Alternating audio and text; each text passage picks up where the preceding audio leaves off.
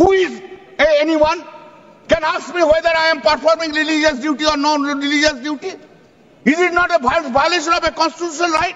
What the Constitution has given you the power to say, to ask me the question, I am discharging religious duty or not discharging the religious duty?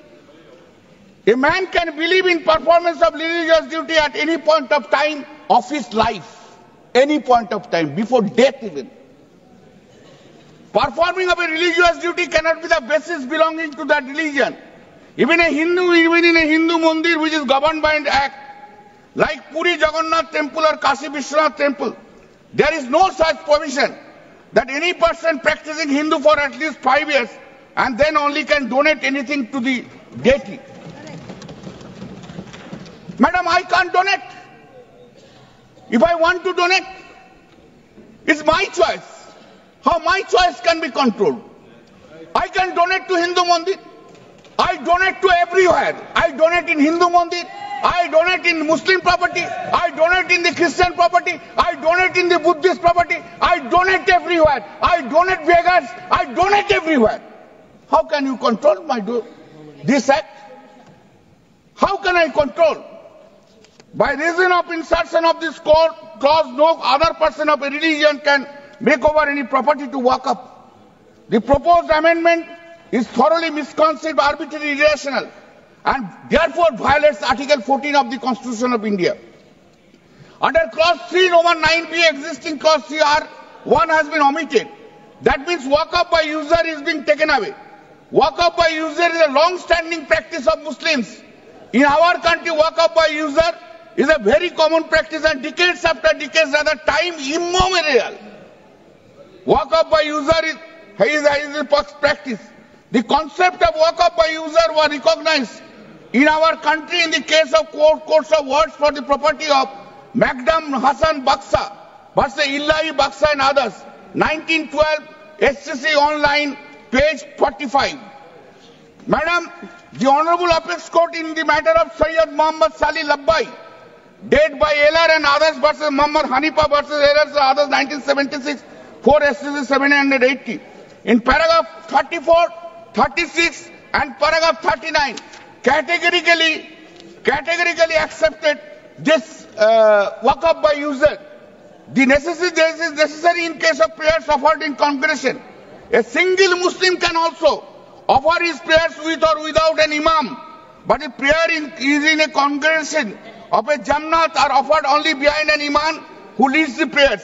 And Islam is an extremely modern and liberal religion.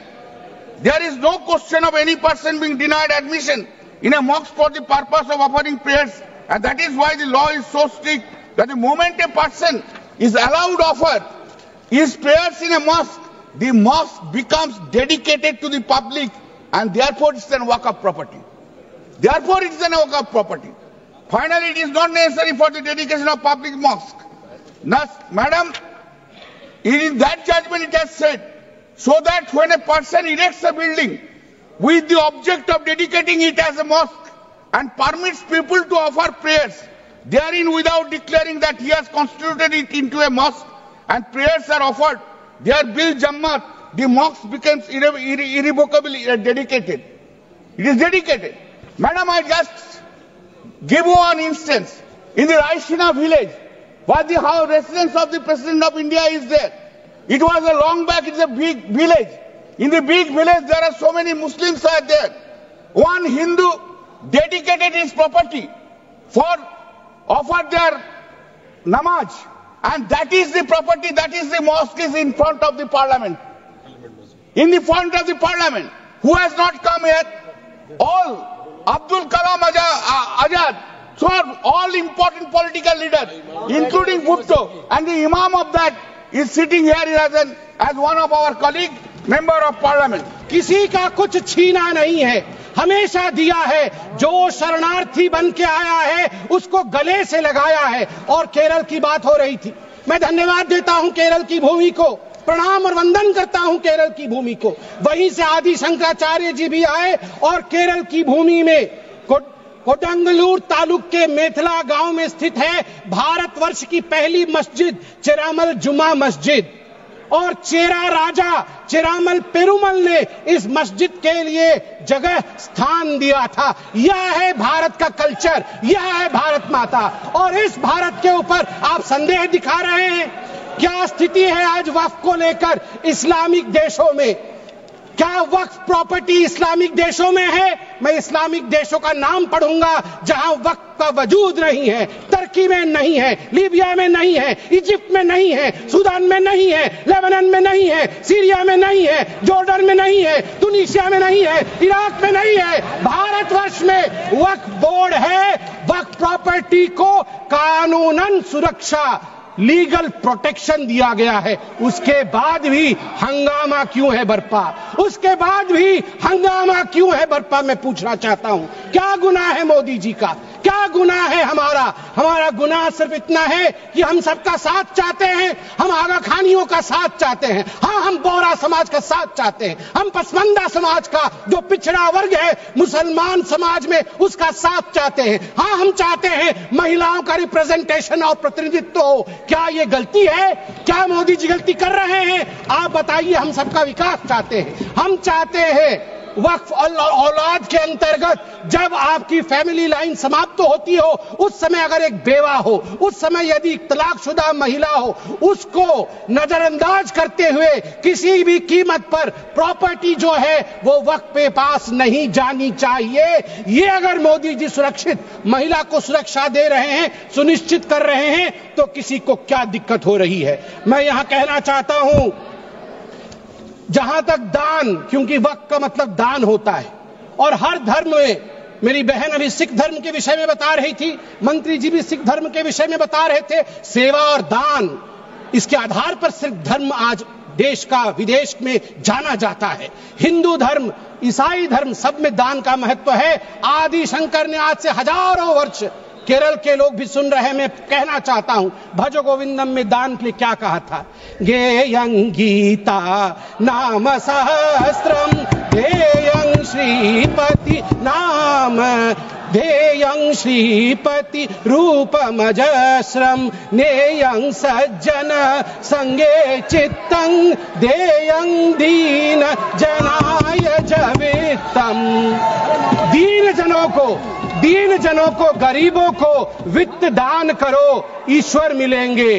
भगवान का नाम लो, गीता का ध्यान करो, ईश्वर मिलेंगे। और वही इस्लाम में भी ज़कात, सदका और सदके जरिए के नाम से जिक्र किया गया है।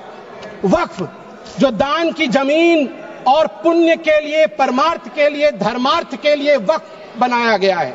वक्फ के बोर्ड में आज जो लोग कह रहे हैं कि वक्फ एक्ट में ये जो अमेंडमेंट है ये अनकॉन्स्टिट्यूशनल है, ये किस आधार पे कह सकते हैं? 1995 में वक्फ एक्ट आया, मतलब उससे पहले से चल रहा था। 1995 एक्ट के अंतर्गत अभी हम चल रहे हैं। 1995 के बाद अब याद करिए 2013 में भी अमेंडमेंट हुआ। उससे पहले 1954 में, 1959 में, 1964 में, 1969 में और 1984 में अमेंडमेंट्स या संशोधन हुए हैं। अगर वो सारे संशोधन ठीक थे तो आज ये संशोधन अनकॉन्स्टिट्यूशनल कैसे हो सकते हैं?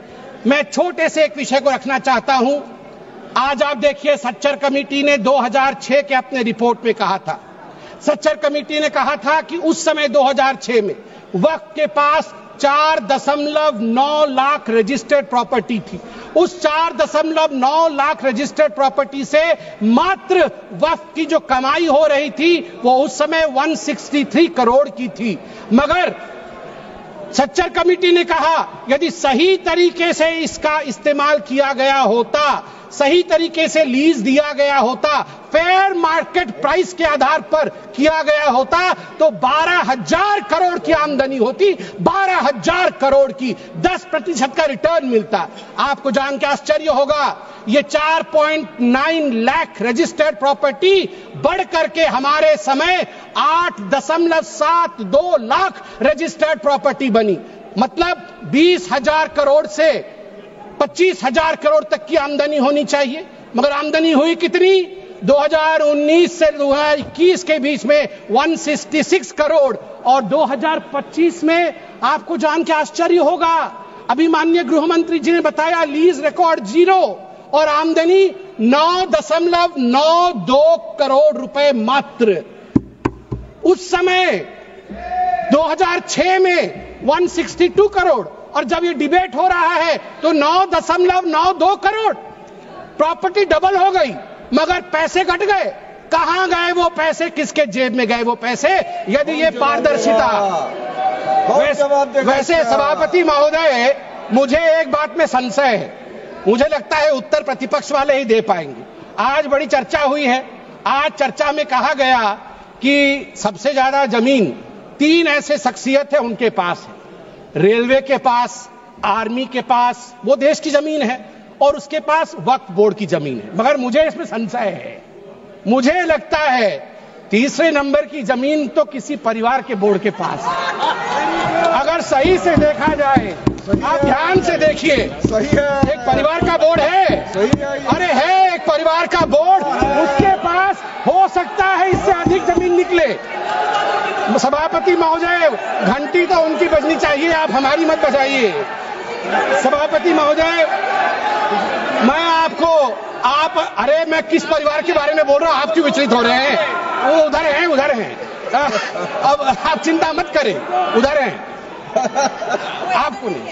हाँ, उधर उधर उधर, आप भी जानते हैं किधर हैं, उधर हैं।